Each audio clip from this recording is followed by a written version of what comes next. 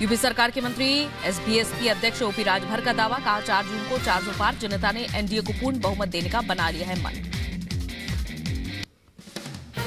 UP BJP अध्यक्ष भूपेंद्र सिंह चौधरी का बयान, कहा पार्टी बूथ से लेकर प्रदेश स्तर तक चुनाव की तैयारी पूरी है। यूपी में बीजेपी जीतेगी पूरी 80 सीटें, जनता का मिलेगा अपार साथ।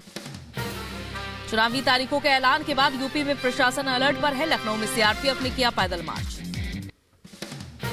चुनाव की तारीखों के ऐलान पर सपा सांसद डिम्पल यादव का बयान, कहा यह चुनाव उत्तर प्रदेश की दिशा बदलने वाला है और युवाओं को रोजगार, महिला सुरक्षा के लिए जनता वोट करेगी। लोकसभा चुनाव पर बीजेपी के दावों पर सपा सांसद एसटी हसन का बयान, कहा चुनाव परिणाम के बाद सब हो जाएगा साफ, ईवीएम को लेकर भी उठाए सवाल। एसपी के पूर्व सीएम और विदिशा से बीजेपी प्रत्याशी शिवराज सिंह चौहान ने कहा प्रचंड जीत का दावा किया, कहा देश की प्रगति के लिए पीएम मोदी अमृत कुंभ को राहुल गांधी एक तरफ आजादी के अमृत काल में श्रीमान नरेंद्र मोदी जी अमृत कुंभ है और दूसरी तरफ राहुल गांधी जी हैं, वो तो विश्व कुंभ ही लगते हैं।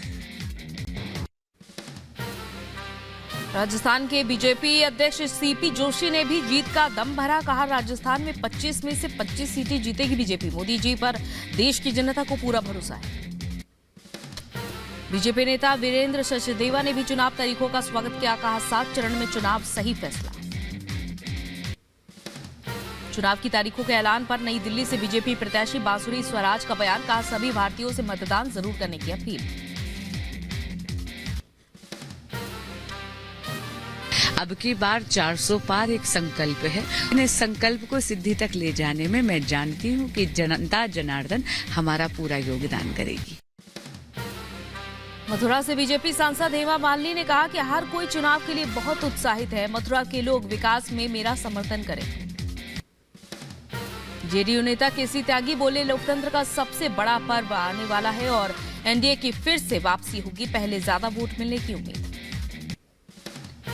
लोकसभा चुनाव की घोषणा पर बोले कांग्रेस अध्यक्ष खड़गे, 7 चरणों में चुनाव होने से देश में रुक जाएंगे विकास के काम, 3 या 4 चरणों में किए जा सकते हैं चुनाव। कर्नाटक के डिप्टी सीएम डीके शिवकुमार ने बीजेपी पर साधा निशाना, कहा अन्याय खत्म करने के लिए देश ने 5 साल का इंतजार किया है, कर्नाटक में कांग्रेस को मिलेगी रिकॉर्ड जीत। चुनाव की तारीखों की घोषणा पर निशिकांत दुबे का पोस्ट, कहा 1 जून को गोड्डा में मतदान, 10 मई को नामांकन करूंगा, फिर एक बार मोदी सरकार।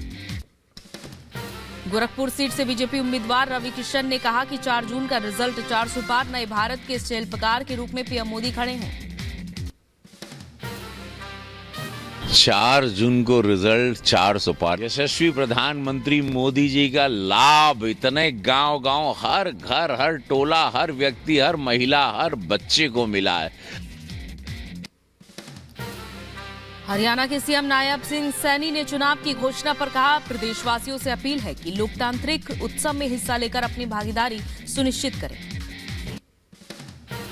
कांग्रेस सांसद दीपेंद्र हुड्डा बीजेपी और जेजेपी के गठबंधन टूटने पर बोले जेजेपी का जनाधार बचा नहीं है, वो सिर्फ विपक्ष के वोट काटने के लिए चुनाव लड़ेंगे। सपा के वरिष्ठ नेता राम गोविंद चौधरी चुनाव की तारीखों पर बोले पूरे देश में इंडिया गठबंधन बीजेपी को हराने का काम करेगा। बीजेपी नेता शहनवाज हुसैन का बयान, कहा मोदी जी के नेतृत्व में हम 400 पार करेंगे, विपक्ष का तो गठबंधन नहीं हुआ है। चुनाव की तारीखों पर बोले छत्तीसगढ़ के पूर्व मुख्यमंत्री भूपेश बघेल, पिछली बार भी छत्तीसगढ़ में 3 चरणों में चुनाव हुए थे, इस बार चुनाव में देरी हुई है।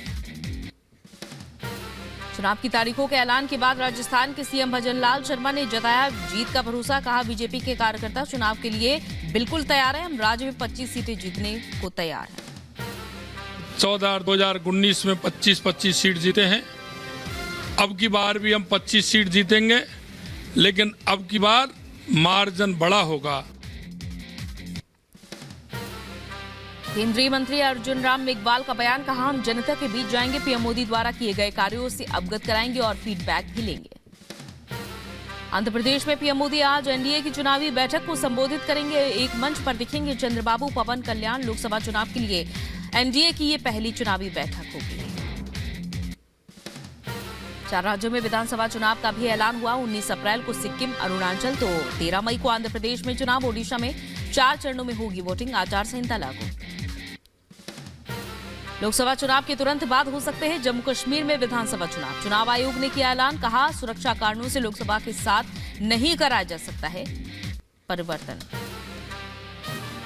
उधर जम्मू कश्मीर में विधानसभा चुनाव की तारीखों का ऐलान न होने पर फारूक अब्दुल्ला का हमला, कहा जम्मू कश्मीर में चुनाव के लिए देरी से दुख है और ऐसे में करा पाएंगे एक देश एक चुनाव। उमर अब्दुल्ला ने भी एक राष्ट्र एक चुनाव को लेकर कसा तंज, कहा जम्मू कश्मीर में आम चुनाव के साथ विधानसभा चुनाव में असमर्थ हैं और एक राष्ट्र एक चुनाव की करते हैं बात। लोकसभा चुनाव पर बीजेपी नेता शहनवाज हुसैन ने कहा जम्मू कश्मीर में चुनाव में पर्याप्त सुरक्षा बलों की जरूरत होती है। लोकसभा के बाद जम्मू कश्मीर के विधानसभा चुनाव कराए जाएंगे और इसमें विपक्ष को हाय तौबा मचाने की जरूरत नहीं। वहीं कांग्रेस नेता अधीर रंजन चौधरी ने भी जम्मू कश्मीर के विधानसभा चुनाव का उठाया मुद्दा, कहा 4 राज्यों के साथ क्यों नहीं हो सकते जम्मू कश्मीर में चुनाव। मशहूर सिंगर अनुराधा पौडवाल ने बीजेपी अध्यक्ष जेपी नड्डा से मुलाकात की। आज ही बीजेपी में शामिल हुई। समाजवादी पार्टी ने यूपी में लोकसभा उम्मीदवारों की 5वीं सूची जारी की। आजमगढ़ से चुनाव लड़ेंगे धर्मेंद्र यादव, नोएडा से डॉक्टर महेंद्र नागर तो इटावा से दोहरे को मिला टिकट। यूपी के रामपुर से सपा पर बरसे सीएम योगी, कहा पहले रामपुर ही पहचान चाकू से होती थी, जेब कतरे करते थे इस्तेमाल, आज चाकू का यूज लोगों को सुरक्षा देने में हो रहा है। रामपुर की पहचान रामपुर के चाकू से था, तो कुछ लोग चाकू का इस्तेमाल जेब कतरने में करते थे और हमने उसी चाकू का इस्तेमाल सबको सुरक्षा प्रदान करने में कर दिया। यूपी के सीएम योगी ने पिछली सरकारों पर भी निशाना साधा, बोले पहले गरीबों की जमीनें हड़प ली जाती थी और आज हमें कोई जमीन चाहिए होती है तो 4 गुना मुआवजा देते हैं, किसी गरीब की जमीन को जबरदस्ती हड़पने का काम नहीं करते। यूपी के सीएम योगी ने रामपुर में कहा विकास भी हम देंगे, विरासत का सम्मान भी हम करेंगे, सुरक्षा भी देंगे, समृद्धि भी देंगे। डबल इंजन की सरकार को बनाए रखने के लिए अपना आशीर्वाद बनाए रखें। यूएन में पाकिस्तान को भारत ने फिर से लगाई लताड़, राम मंदिर और सीए के मुद्दे पर जमकर लताड़ लगाई। पाकिस्तान को भारत ने दुनिया के सामने फिर से बेनकाब किया। यूएन में भारत की स्थायी प्रतिनिधि रुचिरा कंबोज ने इस्लाम के खिलाफ माहौल पर चर्चा के दौरान पाकिस्तान को खरी खरी सुनाई, कहा भारत में सभी धर्म के लोगों के साथ समान व्यवहार होता है। ओवैसी ने सीए के खिलाफ खटखटाया सुप्रीम कोर्ट का दरवाजा, सीए के कार्यान्वयन पर रोक लगाने की मांग। सीए के खिलाफ याचिकाओं पर सुप्रीम कोर्ट में 19 मार्च को सुनवाई। बीजेपी नेता आरपी सिंह ने ओवैसी के सीए कानून को लेकर कोर्ट में जाने पर कहा कानून तो 5 साल पहले ही बन गया था, अब इसके रूल्स बताए गए हैं और अगर कोर्ट जाना था तो 5 साल पहले जाना था। अहमदाबाद में 18 शरणार्थियों को मिली सीए के तहत नागरिकता। गुजरात के गृह मंत्री हर्ष संघवी ने शरणार्थियों को सर्टिफिकेट दिया। दिल्ली शराब घोटाला कांड में 7 दिन की रिमांड पर के कविता राउजव ने कोर्ट ने 23 मार्च तक ईडी कस्टडी में भेजा। ईडी ने 10 दिन की मांगी थी रिमांड। संदेशखाली हिंसा मामले में सीबीआई की बड़ी कार्रवाई, शाहजहां शेख का भाई आलमगीर शेख गिरफ्तार। संदेशखाली हिंसा के लिए भीड़ जुटाने का आरोप है। डूंगरपुर केस में सपा नेता आजम खान दोषी करार हुए। 18 मार्च को रामपुर की एमपी एमएलए कोर्ट सुनाएगी फैसला। आजम खान के अलावा 3 और लोग भी पाए गए हैं दोषी।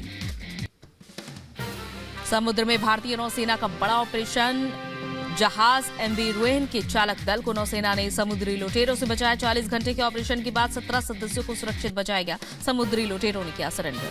जम्मू कश्मीर के कोकेरनाग में मुठभेड़ का मामला सामने आया। एनआईए की बड़ी कार्रवाई, 2 आरोपियों के खिलाफ दायर की गई चार्जशीट। महाराष्ट्र में एनआईए का बड़ा एक्शन, एनआईए ने पुणे आईएसएस मॉड्यूल मामले में पुणे के कोंढवा इलाके में टेरर फंडिंग से जुड़ी 4 संपत्तियों को कुर्क किया। यूपी पुलिस भर्ती के पेपर लीक कांड में यूपी एसटीएफ को एक और बड़ी कामयाबी मिली। मेरठ के कांकेर खाड़ा से डॉक्टर शुभम मंडल गिरफ्तार हुआ। बिहार के कटिहार में तैनात था शुभम मंडल पर एग्जाम पेपर